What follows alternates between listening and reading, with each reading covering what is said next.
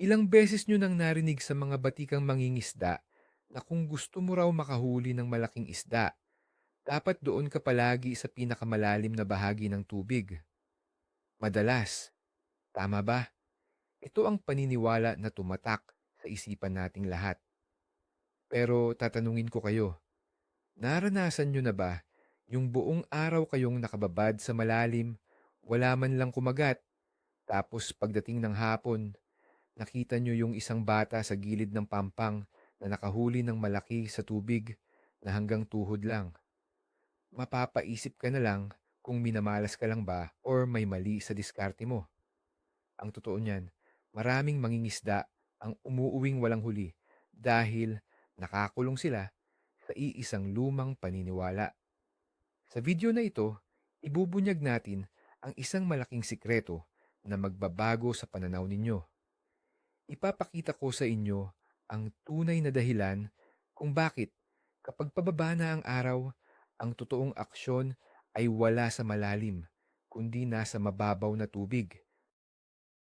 Pagkatapos ninyong mapanood ito, paniguradong mag-iiba ang diskarte ninyo sa susunod na pupunta kayo sa lawa o ilog. Kayo ba, naniniwala pa rin na nasa malalim palagi ang malalaking isda? Pag-usapan natin iyan. Bago tayo pumunta sa pinakadahilan, intindihin muna natin kung bakit ganito ang nakasanayan nating gawin. Mula pa noong nagsisimula tayong matutong mangisda, itinuro na sa atin na ang mga isda ay laging naghahanap ng ligtas na lugar. At sa isip ng tao, ang pinakaligtas na lugar para sa kanila ay ang pinakamalalim na bahagi. Dahil dito, nagiging ugali na natin na pagdating sa pwesto, ihahagis natin ang ating pain sa pinakamalayo at pinakamalalim na parting abot ng ating linya. Uupo tayo doon ng ilang oras, maghihintay at aasa na may dadaan na malaking isda. Ito ay naging isang tradisyon na hindi na natin kinukwestiyon.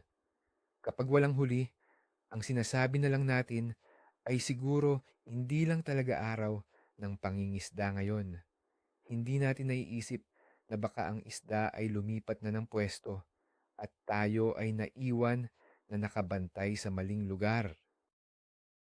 Napakahalaga ng temang ito dahil taon-taon, libu-libong oras ang sinasayang ng mga mangingisda sa paghihintay sa malalim na tubig tuwing hapon nang hindi nila alam na ang kanilang inaasam na huli ay masayang lumalangoy ilang metro lang mula sa kanilang mga paa.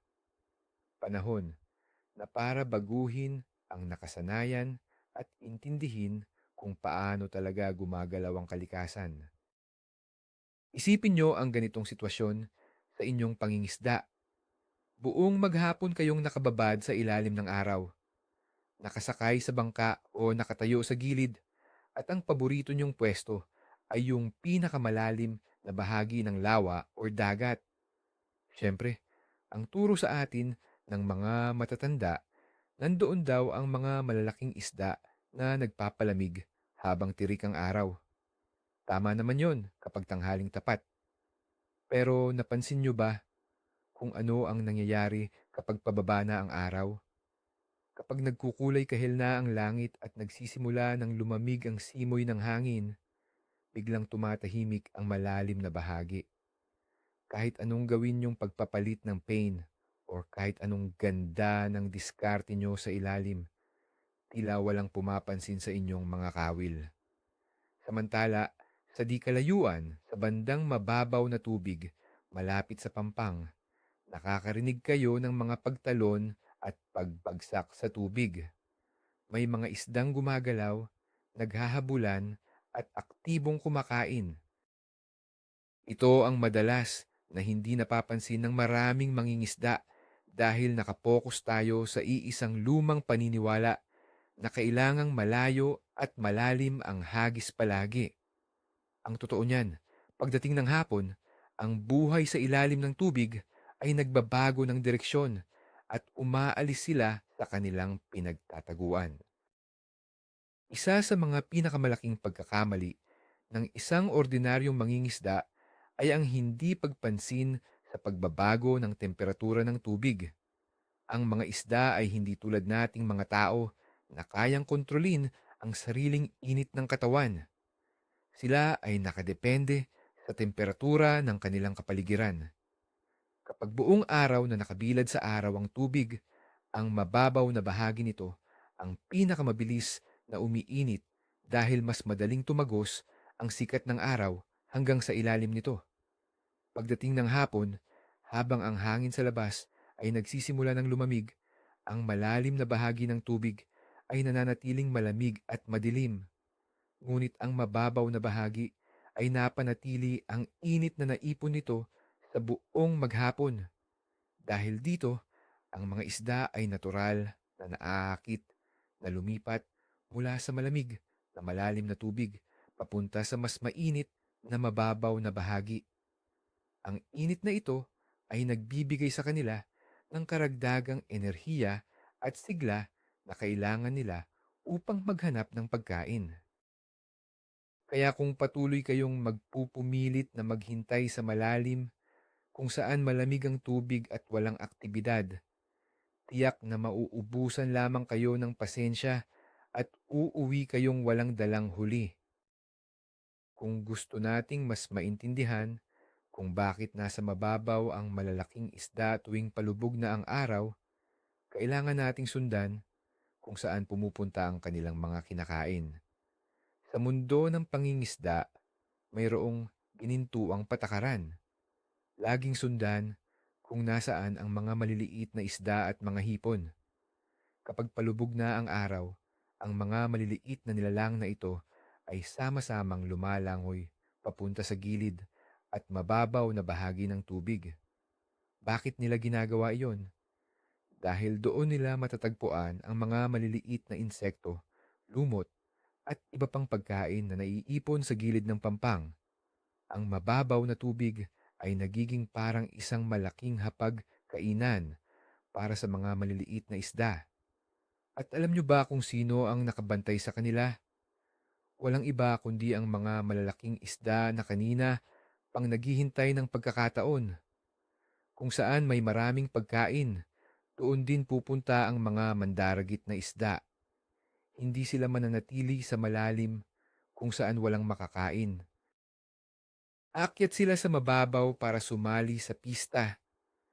Kaya naman, kapag ibinabad mo ang iyong pin sa mababaw na bahagi, inilalagay mo ang iyong sarili ng direkta sa gitna ng kanilang paboritong kainan. Pag-usapan naman natin ang antas ng hangin or oxygen sa tubig na napakahalaga para maging aktibo ang mga isda. Buong araw, ang hangin ay patuloy na umiihip sa ibabaw ng tubig na lumilikha ng mga maliliit na alon na humahampas sa gilid ng pampang. Ang prosesong ito ay naghahalo ng sariwang oxygen sa mababaw na bahagi ng tubig. Pagdating ng dapit hapon, ang mababaw na lugar na ito ay puno na ng masaganang oxygen kumpara sa malalim na bahagi kung saan ang tubig ay hindi gaanong gumagalaw.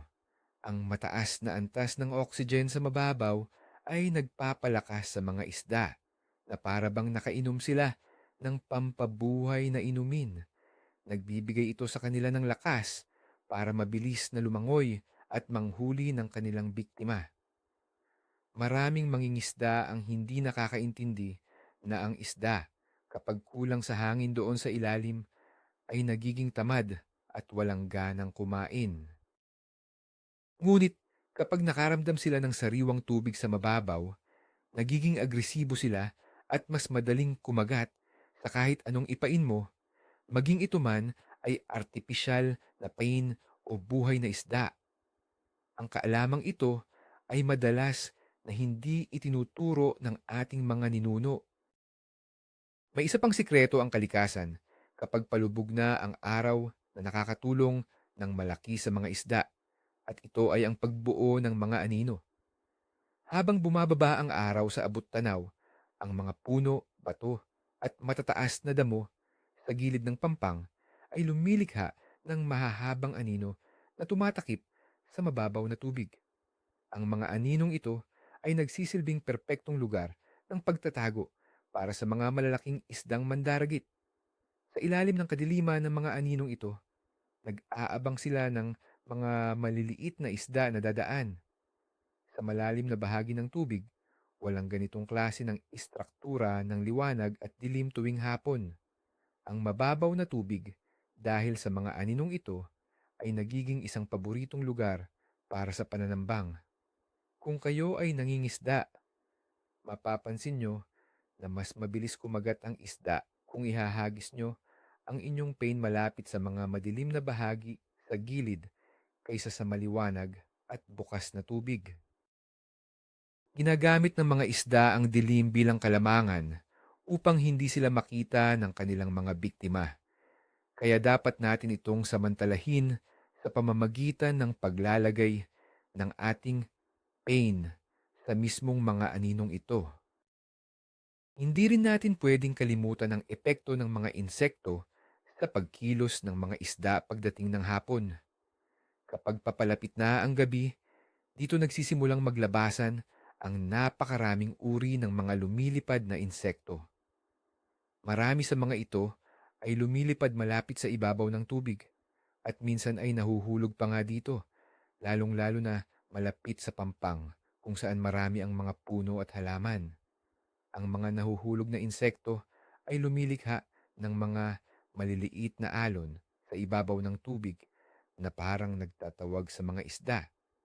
Ang mga isda, dahil alam nila na ito ang oras ng hapunan, ay umaakyat sa mababaw upang kainin ang mga insekto na ito.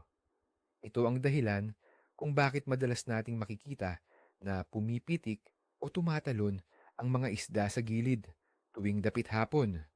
Kung nakatutok lang ang paningin mo doon sa malalim na bahagi na nasa kalagitnaan ng lawa, hindi mo makikita ang kakaibang pagtitipong ito. Ito ang tamang oras para gumamit ng mga pain na nananatili sa ibabaw ng tubig at ihagis ito malapit sa pampang dahil siguradong may nag-aabang na isda na handang sunggaban ang inyong pain anumang oras. Isang malaking bentahe ng mababaw na tubig na madalas nating hindi pinapansin ay ang dami ng mga istruktura sa ilalim nito. Sa gilid ng pampang, malapit sa mababaw, madalas nating makikita ang mga nakalubog na ugat ng puno, mga malalaking bato, at mga masukal na halamang tubig. Ang mga bagay na ito ay hindi lamang pampaganda ng tanawin, kundi nagsisilbing bahay at proteksyon para sa parehong maliliit at malalaking isda. Sa kabilang banda, ang malalim na bahagi ay madalas na patag lamang at walang gaanong mapagtataguan na parang isang malawak na disyerto sa ilalim ng tubig. Kapag hapon na, lalabas ang mga isda mula sa malalim at gagamitin ang mga istruktura sa mababaw para magtago habang naghihintay ng biktima. Makikita nyo na ang matatalinong mangingisda ay mas pinipiling ihagis ang kanilang pain malapit sa mga nakalubog na kahoy o sa tabi ng mga malalaking bato kaysa sa bukas na lugar.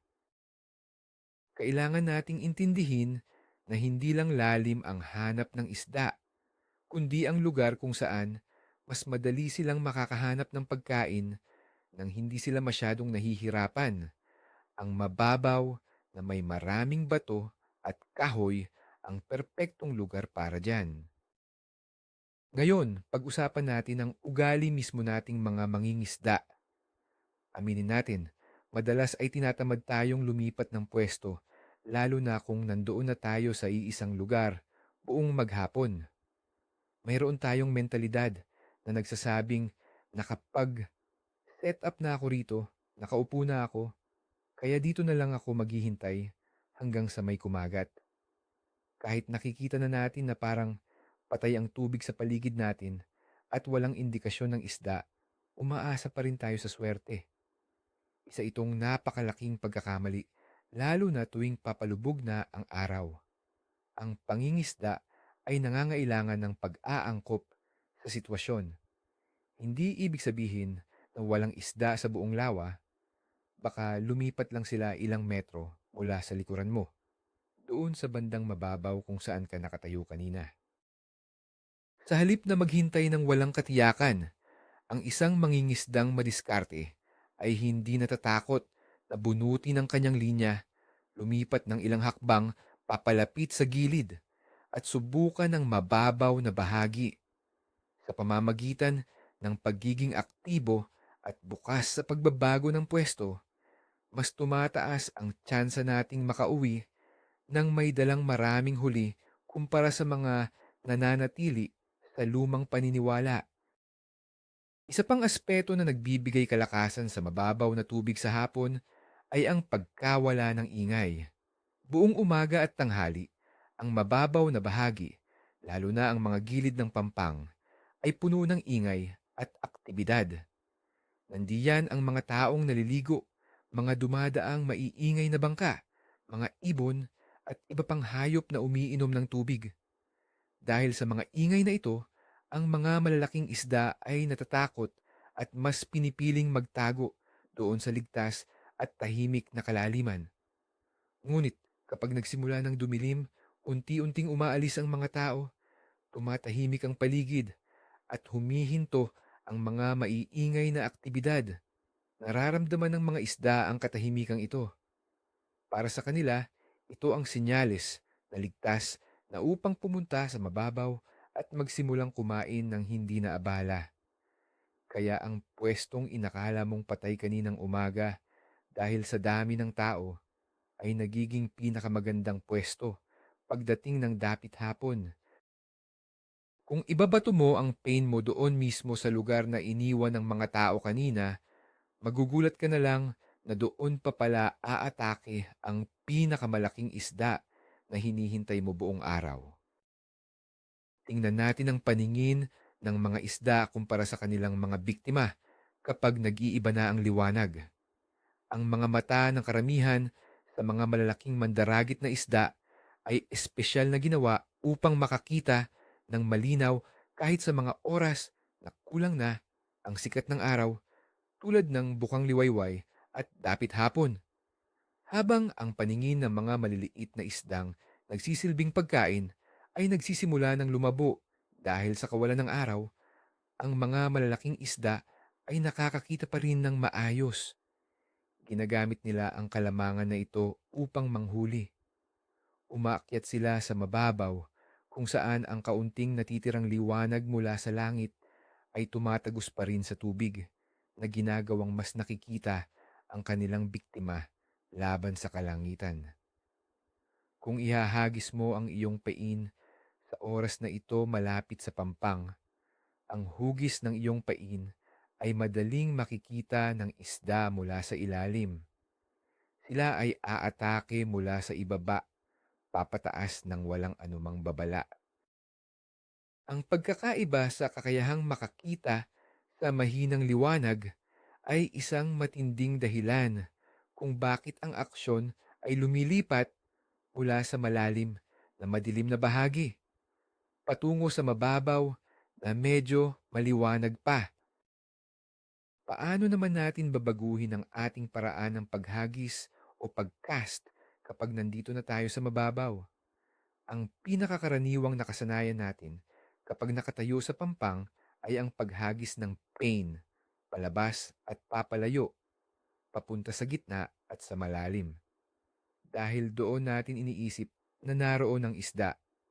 Pero kung napatunayan na natin na ang mga isda ay gumagapang sa gilid tuwing hapon, kailangan nating baguhin ang diskarte. Sa halip na ihagis ang linya patungo sa gitna, subukan ninyong ihagis ito ng pahilis o pabalagbag na sinusundan ang hugis ng pampang. Ang ibig sabihin nito, pinapanatili nyo ang inyong pain sa mababaw na tubig sa mas mahabang oras habang hinihila nyo ito pabalik. Sa pamamagitan ng paggawa nito, dinadaanan ng inyong pain ang lahat ng mga paboritong pinagtataguan ng isda sa gilid ng pampang tulad ng mga bato at lumot na nabanggit natin kanina. Maraming mangingisda ang hindi naniniwala rito hanggang sa masubukan nila at maranasan na ang pinakamalakas na kagat ay kadalasang nangyayari dalawa o 3 hakbang lang ang layo mula sa kinatatayuan nila sa lupa. Kung naghahanap kayo ng pinakamabisang uri ng pain para sa oras at sitwasyong ito, walang tatalo sa mga pain na lumalangoy sa ibabaw ng tubig o ang tinatawag na topwater lures. Kapag ang mga isda ay nasa mababaw na tubig at palubog na ang araw, ang kanilang mga mata ay nakatingala patungo sa ibabaw ng tubig, umaasa na may makikitang nahuhulog na insekto o nagkukumahog na maliit na isda. Kapag ginamit ninyo ang ganitong uri ng pain sa ibabaw ng mababaw na tubig, nagkakaroon ito ng malinaw na hugis o anino laban sa kulay kahel na langit. Hindi mapipigilan ng mga nakabantay na isda ang ganitong klasing presentasyon. Ang pag-atake nila sa ibabaw ng tubig sa panahong ito ay isa sa pinakamasarap at pinakamaaksyong parte ng pangingisda dahil literal mong makikita at maririnig ang pagsabog ng tubig pagkagat ng isda.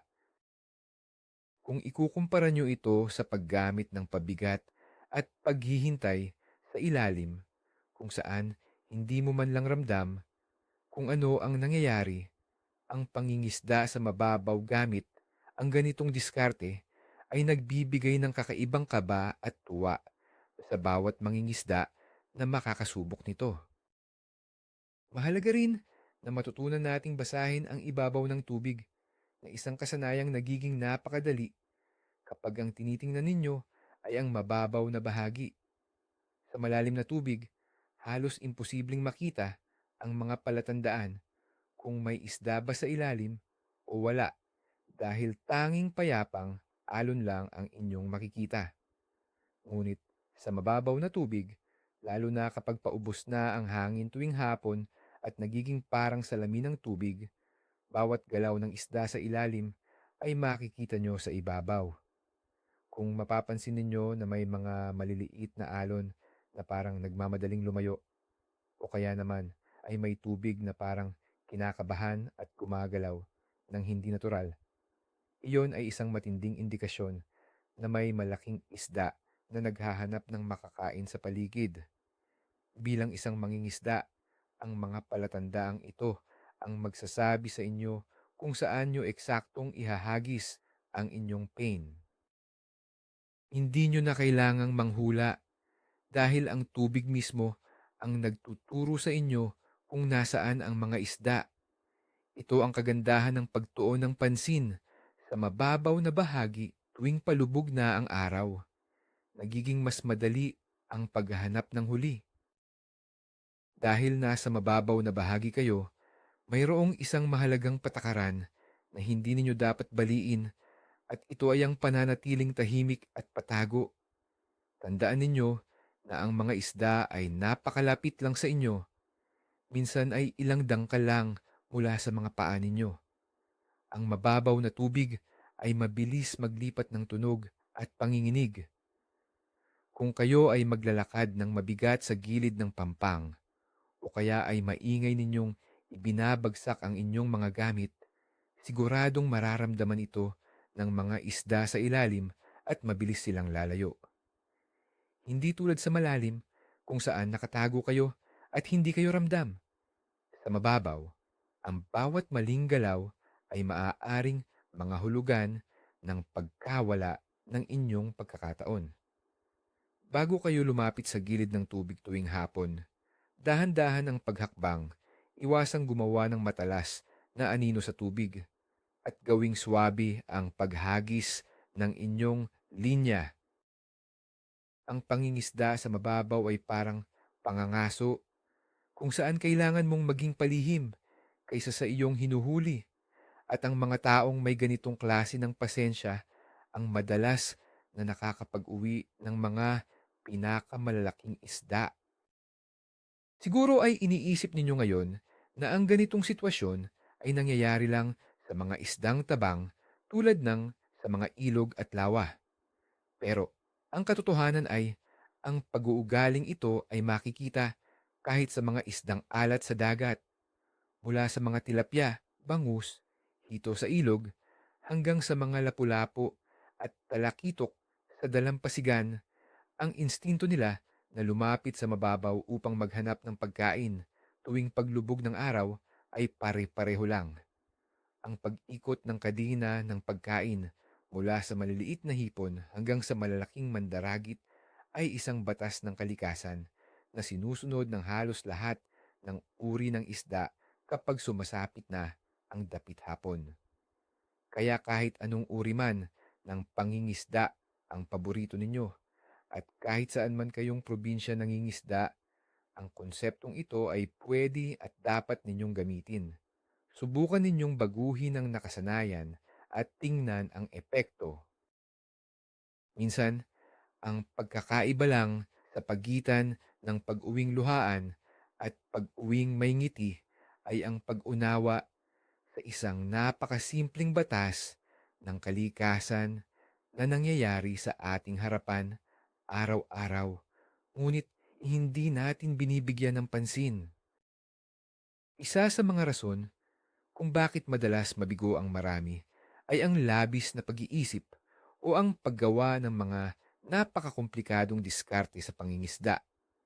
Minsan, iniisip natin na kailangan natin ang pinakamahal na kagamitan, ang pinakamalalim na isinadong pain, at ang pinakamahabang linya para makahuli ng isda na maipagmamalaki natin. Dahil dito, kinakalimutan natin ang mga pinakasimpleng senyales na ibinibigay sa atin ng kapaligiran. Hindi kailangan na maging komplikado ang pangingisda upang maging matagumpay. Minsan, ang pinakasimpleng paghagis lang sa mababaw na tubig na may pinakapangkaraniwang pain sa tamang oras ng paglubog ng araw ang siyang magbibigay sa iyo ng pinakamaraming huli. Kapag inalis natin ang paniniwalang kailangan laging malalim upang magkaisda, nagiging mas maluwag at mas kalmado ang ating pananaw. Ang pangingisda ay dapat na nakaka-relax ngunit matalino. Kapag naintindihan mo ang pag-ikot ng kalikasan sa hapon, ang lahat ng komplikadong gawain sa ilalim ay nawawalan na ng halaga at ang natitira na lang ay ang simple at malinaw na aksyon sa mababaw. Hayaan ninyong ikwento ko ang isang klasikong sitwasyon na siguradong nangyari na sa marami sa inyo nang hindi ninyo namamalayan. Maghapong nangingisda, pagod na, nagliligpit na ng mga gamit dahil dumidilim na. Nakaposisyon na ang bangka malapit sa gilid o kaya naman ay pauwi na kayo maglakad. Naisipan mong maghagis para sa huling pagkakataon, hindi na pagitna kundi dyan na lang sa malapit, doon sa hanggang tuhod na tubig. Tapos bigla na lang, bang! Kumagat ang pinakamalaking isda sa buong maghapon. Ilang beses ba nangyari na ang pinakamalaking isda ay nahuhuli kung kailan ka napaalis at nakahagis ka malapit sa iyong paanan? Hindi iyon tsamba o pagkakataon lamang. Ito ay eksaktong pagpapakita na sa mga sandaling iyon, naroon na sa mababaw ang mga isda upang kumain at nagkataon lang na naibagsak mo ang iyong pain ng tama sa oras at tama sa lugar. Ang kaibahan lang ngayon dahil alam nyo na ang rason, hindi na ito kailangang maging isang aksidente sa susunod. Ito na ang magiging pangunahing plano ninyo kapag papunta na sa palubog ang araw. Sa pamamagitan ng pag-intindi sa bagong konseptong ito, mapapamahalaan ninyo ng mas maayos ang inyong enerhiya pagdating sa pangingisda. Hindi nyo na kailangang magpakapagod at mabigo sa pagbababad ng buong hapon sa kalagitnaan ng initan at kalaliman ng tubig kung saan wala namang kumakagat. Imbis na pilitin ang isang bagay na hindi gumagana, maaari kayong magpahinga muna, mag-obserba sa paligid, at ireserba ang inyong lakas. Pagdating ng huling 2 hanggang 3 oras ng liwanag sa hapon, diyan nyo na ilabas ang inyong buong galing. Lumipat kayo papunta sa mga mababaw na bahagi kung saan maraming mga bato at damo. Diyan ninyo ipuhos ang oras sa maingat na paghagis. Sa ganitong paraan, mas nagiging kapaki-pakinabang ang inyong oras sa tubig. Ang matagumpay na pangingisda ay hindi palaging patungkol sa kung gaano ka katagal sa tubig, kundi kung alam mo kung kailan at saan eksakto ang tamang panahon para gumalaw. At sa hapon, ang galaw na iyon ay palaging papunta sa mga bahaging mababaw lamang at malapit sa inyong kinatatayuan.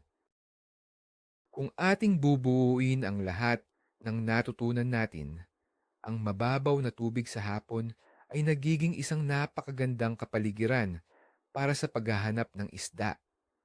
Pagsamahin ninyo ang paborabling mainit na temperatura ng tubig, ang paglipat ng mga maliliit na isda upang kumain, ang sariwang hangin or oxygen na naipon sa gilid, ang tulong ng mga mahahabang anino na nagtatago sa malalaking isda, at ang paglitaw ng maraming insekto. Ito ay isang napaka-perpektong sitwasyon na ibinibigay sa atin ng kalikasan ng libre araw-araw.